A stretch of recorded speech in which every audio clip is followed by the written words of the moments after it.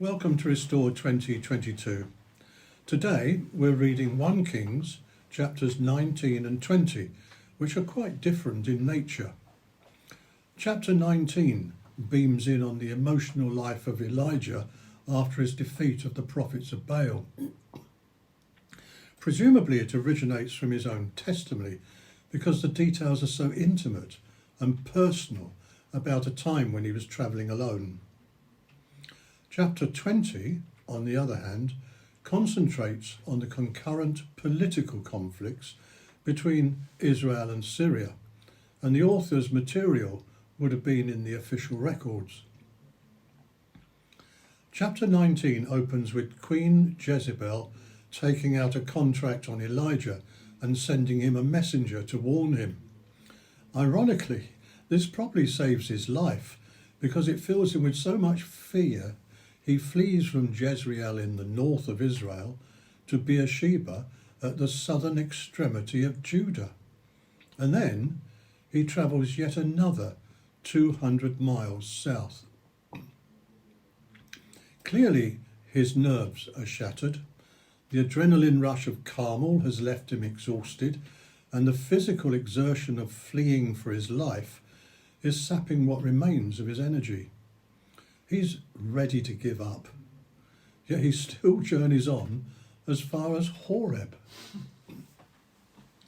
Horeb is another name for Sinai. It was at Mount Sinai, you'll remember, that God gave commandments for his people and concluded the covenant that Elijah now mourns over because the people have forsaken it. Now though, it's not in the wind or earthquake or fire that covered the mountain back then that the Lord's presence is now discerned, but in the silence that follows. And here on the mountain where the covenant began, God does have a plan for dealing with the disobedient nation and its worship of Baal. But for the plan to succeed, there must be a new political and religious order.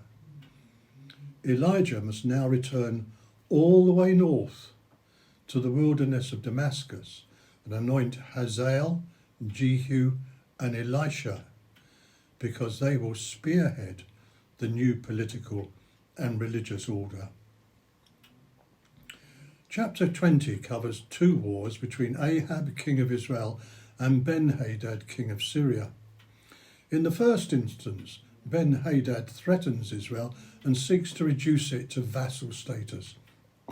Since it avoids conflict, Ahab readily agrees. So readily that Ben-Hadad considers him a soft touch and pushes for more concessions. This time, Ahab refuses, so Ben-Hadad declares war instead. However, Israel is to fight according to a divine battle plan.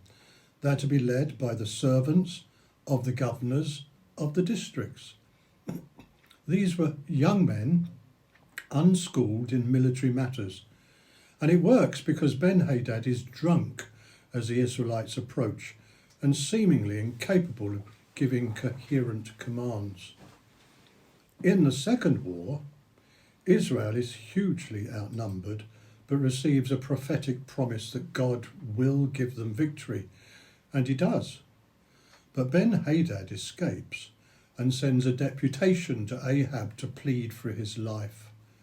Ahab agrees, and as a result of his clemency, Ben-Hadad hands back to him cities that have been taken in earlier conflicts and grants Ahab a new privileged trade deal with Damascus.